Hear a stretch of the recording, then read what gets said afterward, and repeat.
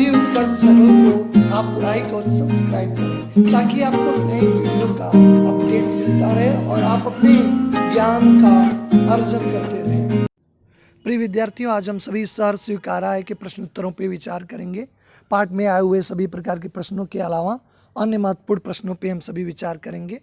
अगर ये पाठ आप मन से पढ़े होंगे तो अपने मन विचारों से, अपने शब्दों में आप बेहतर ढंग से लिख सकेंगे। आइए हम सभी पहले प्रश्न की ओर बढ़ते हैं। पहला प्रश्न इस प्रकार है, टिप्पणी कीजिए। गर्वीली गरीबी, भीतर की सरिता बहती, सहलाती आत्मीयता, ममता के बादल, इन सभी पे टिप्पणी करना है। तो गर्वीली गरीबी जो है सबसे पहला इसका टिप्पणी करना है। इससे तात्पर्य गरीबी में भी स्वाभिमान को बचाए रखना। हम गरीब हों ये कोई बड़ी बात नहीं है, लेकिन हम गरीब होके इस दुनिया से चले जाएं ये दुख की बात है। गरीब रहें लेकिन हम किसी के आगे हाथ न फैलाएं। हम गरीब होते हुए भी स्वाभिमान पूर्वक मेहनत के बलबूते अपना ज़िंदगी जीना सीखें। किसी के आगे हाथ नहीं फैलाना, अपने दीनहीन रूप में प्रस्तुत न करना, अपने कर्म पे विश्वास रखना। कर्म प्रधान विश्व रचि राखा। दूसरा है, भीतर की सरलता से अभिप्राय है मानवीय संवेदना से है। जिस प्रकार व्यक्ति के मन में संवेदनाओं की नदी नहीं होती, वह मानव को नहीं जान सकता, वह तो स्वार्थी और अहंकारी होगा। बदलती सहलाती आत्मीयता, कभी इसे कहता है कि सरवारा यानी जो मजदूर समाज के लोग हैं के प्रति मेरी सहानुभूति है, जो मुझे बहलाती है, सहलाती है। मैं स्वार्थी न बन सकूं, इसी सहानुभूति से मुझे इस वर्ग ने जोड़ रखा है। ममता के बादल से कवि का तात्पर्य है कि मेरे मन में ममता रूपी बादल उमड़ते रहते हैं। इन्हीं कारण मेरा मन सर्व वर्ग से जुड़ा रहना चाहता है। कवि कहता है कि ममता के बादल ने मुझे इस वर्ग से रिश्ता बनाने के लिए प्रेरित किया है। इस कविता में और भी टिप्पणी योग्य पद हैं। किसी एक पद का उपयोग अपनी ओर करके लिखें उस टिप्पणी को। कविता में अनेक पद टिप्पणी करने योग्य हैं। जैसे एक पद है, दिल में क्या झरना है। इसका अर्थ है कि जिस प्रकार झरने में चारों तरफ पहाड़ियों से पानी इकट्ठा हो जाता है, अगर आप झरना देखे होंगे उसमें पहाड़ों से पानी इकट्ठा हो जाता है, जिसे आप जितना चाहें खाली करने का प्रयास करें लेकिन खाली नहीं होता है। यह झरना पर्वत या पहाड़ियों के दिल से पानी में बहना जो शुरू कर देता है, उसी प्रकार कवि के हृदय में प्रीतमा अर्थात प्रिय या ईश्वर के प्रति स्नेह उमड़ता है। बार बार अपनी भावनाओं को व्यक्त करता है। भावनाओं को व्यक्त करने के कम होने के बजाय वो भावनाएं और भी उमड़ कर आ जाती हैं। कवि कहना चाहता है कि उसके मन में प्रियतमा के प्रति अत्यधिक प्रेम है, वह झरने के समान है। जैसे झरना कभी नहीं समाप्त हो सकता, वैसे उसके मन में भी बैठे अपने प्रियतमा या ईश्वर के जो उसके मन में अच्छे भाव और विचार हैं, उसको भी कभी वह अलग नहीं कर सकता है। तीसरा व्यक्त करना है, जाने क्या रिश्ता है, जाने क्या नाता है, जितना भी उड़ेलता हूँ भर भर के आता है। दिल में क्या झरना है, मीठे पानी का सोता है, भीतर वह ऊपर तुम, मुझ पे तुम्हारा खिलता चेहरा है। इस पंक्तियों का अर्थ बताना है।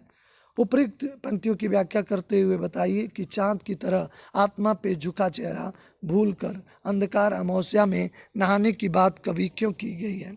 क्योंकि सर्वहारा वर्ग यानी मजदूर वर्गों के दुख को देखकर वह परेशान हो गया है। उसके अंतहीन दुख से अब और दुख देते हैं। इस कारण वह चाहता है कि किस तरह वह इस दुखों से मुक्ति पाले।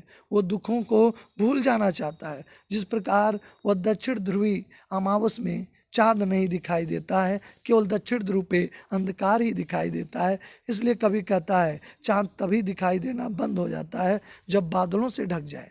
इस तरह मैं भी अभी इस वर्ग से दूर हो जाऊंगा तो मैं भी स्वार्थी बन जाऊंगा। चौथा है, तुम्हें भूल जाने की दक्षिणी ध्रुव अधिकार अमावस शरीर पे चेहरे पे अंतर में पालूं, मैं झोलूं उसी में नहा लूं।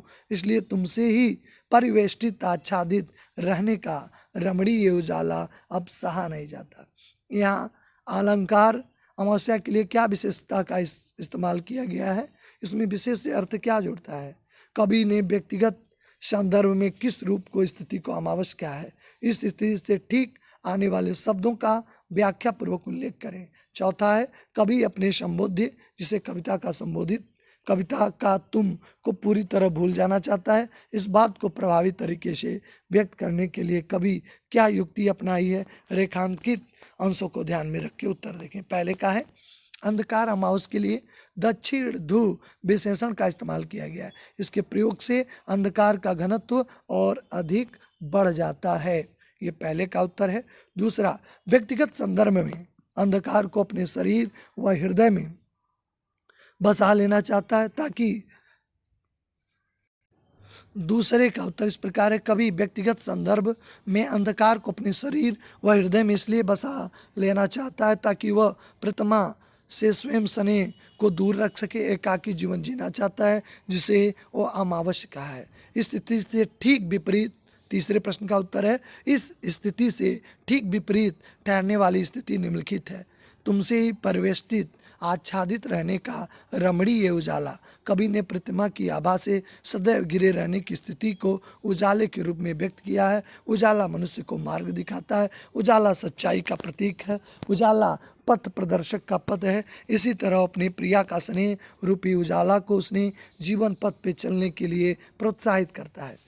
अंतिम यानी चौथे का भाव इस प्रकार है कि कभी अपने संबोध्य को पूरी तरह भूल जाना चाहता है, उसे अब बिल्कुल ही याद नहीं करना चाहता है। अपनी बात को प्रभावी ढंग से व्यक्त करने के लिए वह प्रतिमा को भूल जाने, उसके प्रभाव को शरीर और हृदय में उतार लेने, झेलने और नहा लेने की युक्ति अपनाता है। वह अंधकार में इस प्रकार लीन होना चाहता है कि अपनी प्रियतमा की स्थिति और स्मृति रूपी प्रकाश की किरणें भी उसे छू न सकें।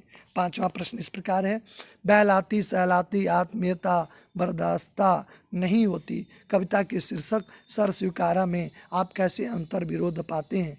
एक और कवि सर्वहारा वर्ग के दुखों से सहानुभूति रखता है, वह कहता है उसके सुख दुख में बहला लेते, सर्वहारा मतलब मजदूर वर्ग के, और लेकिन दूसरी ओर कहता है कि मैं अपने जीवन के सभी दुखों को सर स्वीकार करता हूँ। तो इस तरह यहाँ पे विरोधी भावनाएं दिखाई देती हैं।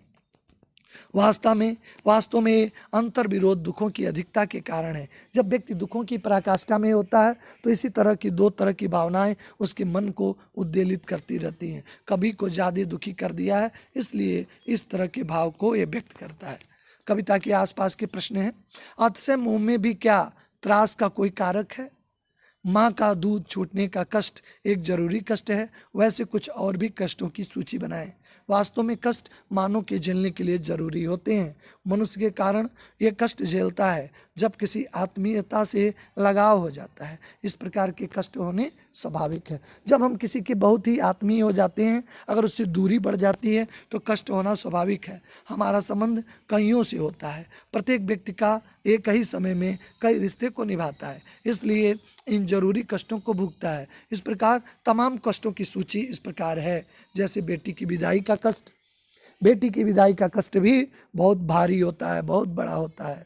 बेटी को विदा करते समय आप कन्यादान के पाठ में पढ़े होंगे, जैसे वो अंतिम पूंजी है, अभी उसे दुख झेलना नहीं आता, अभी उसे सुख का आभास है लेकिन दुख का आभास नहीं है। तो इस प्रकार आपने देखा कि वह अपने कष्टों की एक सूची बनाया जाने का यहाँ प्रयास किया गया है। बेटी के विदाई के कष्टों को उल्लेखित करने का प्रयास किया गया है, तो ये भी एक प्रकार का ही कष्ट है। दूसरा, माँ बाप के बिछुड़न का क्या कष्ट होता है। अगर हम अपनी माँ बाप से बिछुड़न की स्थिति अवस्था में रहते हैं तो हमें बहुत ज़्यादा कष्ट का अनुभव होता है, क्योंकि माँ बाप हमारे सच्चे हितैषी होते हैं। उनके कष्टों को हम जो है उनसे दूर रखकर हमारे जीवन में केवल कष्ट ही कष्ट दिखाई देते हैं। तीसरा इस प्रकार है कि भाई बेटा बेटी के बिछुड़न का कष्ट, यानी भाई या बेटा बेटी के बिछुड़न का जो कष्ट होता है वो भी एक महान कष्टों की श्रेणी के अंतर्गत रखा गया है। स्कूल जाने के कारण परिवार वाले से होने का कष्ट, तमाम बच्चे ऐसे होते हैं जो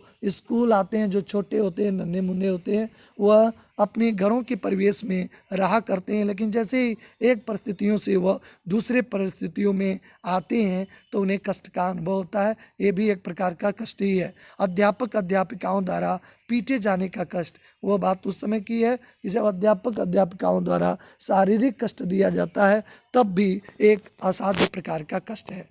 दूसरा प्रश्न इस प्रकार है, प्रेरणा शब्द पे सोचिए और उसके महत्व पर प्रकाश डालते हुए जीवन के उन प्रसंगों को याद करिए जब माता पिता, दीदी भैया, शिक्षक या किसी पुरुष महानारी आपके अंधेरे क्षणों में प्रकाश भर गए। ऐसे प्रेरणा के शब्दों को सोचना है जब आप परेशानी में थे, चाहे आपके माता पिता वो परेशानी से दूर करने का प्रयास किए, आपके दीदी भैया थे जो आपको परेशानी से दूर करने का प्रयास किया, या आपके कोई शिक्षक थे जो आपको सही सलाह दिए। ऐसे बताना है, इसको आप स्वयं से कर सकते हैं। आपके जीवन में ये घटनाएं घटी होंगी। भय शब्द सोचिए, सोचिए कि मन में किन किन चीज़ों का भय बैठा है, उसे निपटने के लिए आप क्या करते हैं। कभी की मनस्थिति और अपनी मनस्थिति की तुलना कीजिए। मेरे मन में केवल इस चीज़ का भय है कि शोषक लोग कब तक शोषण करते रहेंगे, क्या इनका क्रूर चक्र कभी बदलना होगा। इस भय को दूर करने के लिए मेरी सहानुभूति इन लोगों के साथ हमेशा रहती है जो शोषित होते हैं। उन्हें किसी न किसी तरीके से इस शोषण से मुक्ति दिलाने का प्रयास करता हूँ। आज देश हमारा आज़ाद हो चुका, लेकिन आज़ादी के इतने वर्षों के बाद हमारे देश में अभी भी शोषण की व्यवस्था, भ्रष्टाचार की व्यवस्था अभी भी नहीं समाप्त हो पाई है। कभी की मनस्थिति ही मेरी मनस्थिति है। कभी जो कुछ भी सोचता है ठीक मैं भी वैसा सोचता हूँ। कभी कहता है कि किसी तरह सर्वहारा यानी मजदूर वर्ग के कष्टों को दूर हो जाए, जो मजदूर हैं, गरीब हैं, उनके कष्टों की जो है दूर हो जाए, वह अपने कष्टों से मुक्ति हो जाए, उन्हें पूंजीपति तंग न करे। मेरी सोच भी कभी की तरह है। कुछ लघुतरात्मक प्रश्न है। कभी के जीवन में क्या क्या है जिसे वो स्वीकार करना चाहता है। कभी के जीवन में सुख दुख की अनुभूति को सर स्वीकार करता है, क्योंकि सुख और दुख एक सिक्के के दो पहलू होते हैं। अगर सुख है तो दुख का आना निश्चित है, उसी प्रकार जैसे दिन हो गया तो रात का आना निश्चित है। इसलिए सुख और दुख कभी जीवन में अस्थायी नहीं होते हैं, इसके बारे में कभी नहीं सोचना चाहिए। उसके पास गर्वीली गरीबी है, जीवन के गहरे अनुभव हैं, विचारों का वैभव है। जिसके पास अच्छे विचार हैं वो गरीब हो ही नहीं सकता है। भावनाओं की बहती सरता है, व्यक्तित्व की दृढ़ता है तथा प्रिय का प्रेम है। यह सब उसकी प्रियतमा को पसंद है, इसलिए सब उसे सहर्ष रूप से स्वीकार हैं। मुक्तिबोध की कविता के आधार पर स्पष्ट कीजिए कि कभी किसे सहर्ष स्वीकार किया था, आगे चलकर उसे क्यों भूलना चाहता है। कभी अपने जीवन के सुख दुख, कट मधुर व्यक्तित्व, मधुरता, दृढ़ता, तीखे अनुभव आदि को सर स्वीकार करता है, क्योंकि इन सबों को अपनी प्रियतमा के साथ जुड़ा पाता है। कभी का जीवन प्रियतमा के स्नेह से आच्छादित है। वह अतिशय भावुकता और संवेदनशीलता से तंग आ चुका है, इसलिए इससे छुटकारा पाने के लिए वो विस्मृति के अंधकार में खो जाना चाहता है। सर स्वीकारा तीसरा है कि कभी ने जिस चांदनी को सर स्वीकार किया था, उससे मुक्ति पाने के लिए अंग अंग में अमावस की क्यों चाह कर रहा है। 2009 में पूछा भी है। कभी अपने प्रियतमा के अतिशय स्नेह भावुकता के कारण परेशान हो गया। वह अकेले जीवन नहीं जीना चाहता है। मुसीबत का सामना वह कर सके, आत्मनिर्भर बन सके, तभी ये हो पाएगा जब अपने प्रियतमा के स्नेह से मुक्ति पा जाएगा। अंग प्रत्यंग में अमावस की चाह कर रहा है, प्रिया के स्नेहों को वो भूल सके। इस तरह हम सभी ने पाठ में आए हुए सभी प्रश्नों का अध्ययन किया। पाठ्येतर जितने भी प्रश्न थे और भी महत्वपूर्ण प्रश्नों पर विचार किया। आप हमें आशा है कि आप भली बात समझ चुके होंगे। अगर पाठ का कंसेप्ट आपको क्लियर है तो आप प्रश्नों के उत्तर को स्वयं से भी लिख सकते हैं, स्वयं से भी जान सकते हैं, अपने शब्दों में भी लिख सकते हैं। तुलनात्मक ढंग से अगर आप लिखते हैं तो आप बेहतर मूल्यांकन हो सकेगा। आशा है कि आप सभी को समझ में आया होगा।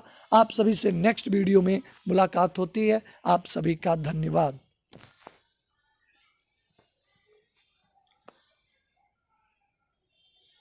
हिंदी उत्कर्ष चैनल को आप लाइक और सब्सक्राइब करें, ताकि आपको नई वीडियो का अपडेट मिलता रहे और आप अपने ज्ञान का अर्जन करते रहें।